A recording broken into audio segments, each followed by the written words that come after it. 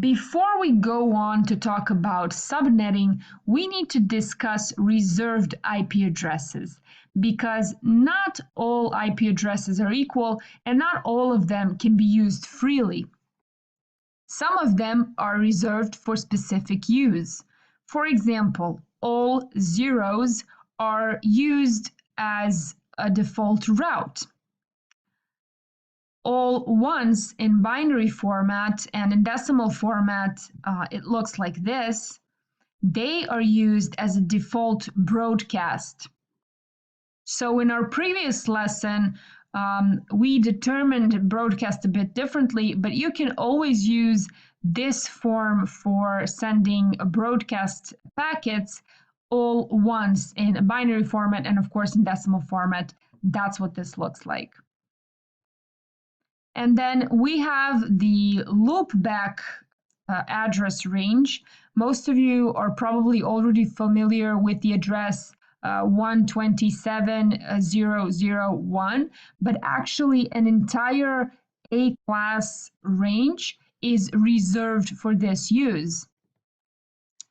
Then we have the APIPA addresses. APIPA stands for Automatic Private IP Addressing, and it's used when your computer is set to ask for DHCP parameters from a DHCP server, but can't really find a DHCP server, or maybe you're not connected to a network, so you can't get to a DHCP server, or it doesn't exist, etc., etc. So when your computer can't get an IP address any other way, it's going to assign an APIPA IP address to itself.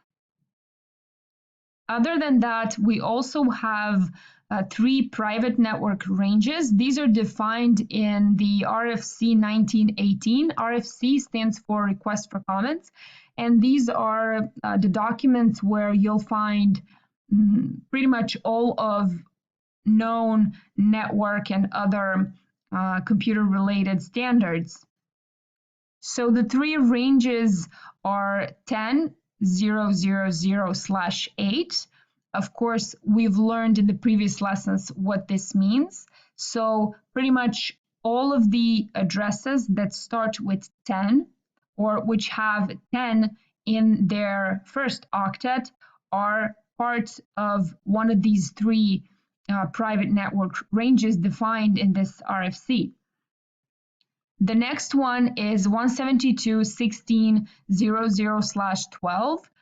And now it's not that easy to differentiate between octets when we talk about this mask. So I'm going to show it here in binary format. This is not really correct because this would be /16 the way it's shown here. But it's correctly shown in this binary representation. So the first 12 bits of this IP address represent the network portion. So this range actually ranges from 172.16.0.0 to 172.31.255.255. So you can calculate that based on what we've learned so far and check if I'm right. But that's it. That's the second private network range. And the third one you've also probably heard of. It's 192.168.0.0/16. So all of the IP addresses that have 192 in its first octet and 168 in its second octet, and whatever they have in the other 2 octets, they belong to a private network. Okay, now let's talk about the difference between public and private networks or public and private IP ranges. So these 3 ranges that you see on the screen right now, these are only meant for private networks. This means that these addresses cannot go out into the internet. So they're not routable on the internet. They shouldn't end up in the internet. So there should be no packets in the internet with any of these addresses in the source IP address field or destination IP address field. So these don't exist on the internet. How is this achieved? Well, by using NAT. NAT is Network Address Translation, and it helps us translate our private IP addresses into public IP addresses that are actually allowed on the internet. So the private IP addresses we talked about in the past couple of minutes, they're not even allowed on the internet. So we have to use the public IP addresses. So we have to translate our private IP addresses. The reason why we need to do this is because there are not enough public IP addresses out there for all of us to have one IP address, one public IP address per device or per person. So we have to use private IP addresses in order to save public IP addresses. And then we use public IP addresses. For example, these three computers are going to use one public IP address to go out to this HTTP server or web server in this example. So this server is going to see all three of these computers coming from a single public IP address. So this is how that's achieved.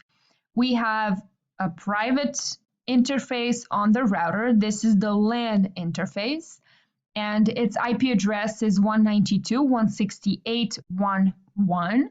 And we've talked about this in the previous slides.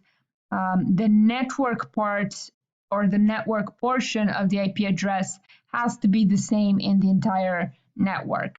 So this is our private facing or private network facing interface on our router. And this is the public network facing interface, or the WAN interface, wide area network interface. And we're going to give it this address, 76.0.13.6. So this is definitely a public IP address. It's not, it doesn't belong to any of the three ranges we've talked about on the last slide. And it's not a reserved IP address, so we can use it freely as a public IP address. Now this computer, 192.168.1.5, is going to send a packet. And this packet has a source IP address 192.168.1.5. That's the IP address of this computer. And the destination IP address is going to be 85.202.9.3. That's the IP address of the web server. So when this packet reaches the switch, the IP parameters remain the same. And then when this packet reaches the LAN interface on the router, the IP parameters are still the same. They only change when this packet reaches the WAN, or the outside facing interface of the router. So the source IP address changes from the private IP address to the public IP address. And then this packet is routed through the internet, and finally when it reaches the HTTP server only sees the public IP address, and it's going to be the same public IP address whether the packet is sent by the top computer or the middle computer or the bottom computer in this example. Now when the server sends its response, its source IP address, or the source IP address of the response or of the packet, is going to be the IP address of the web server. So it's going to be 85.202.9.3, and the destination IP address is still going to be the public IP address of the router. So once that response reaches the public interface on the router, the IP parameters are still the same. It's only when the packet actually goes through the router is when it's NATed back into the private IP address. So, whoops, I went back. So this is what happens next. Do you see that? So the source IP address remains the same, but the destination IP address is changed from the public IP address to the private IP address. And then the router sends the packet back to the original sender, which is 192.168.1.5 computer.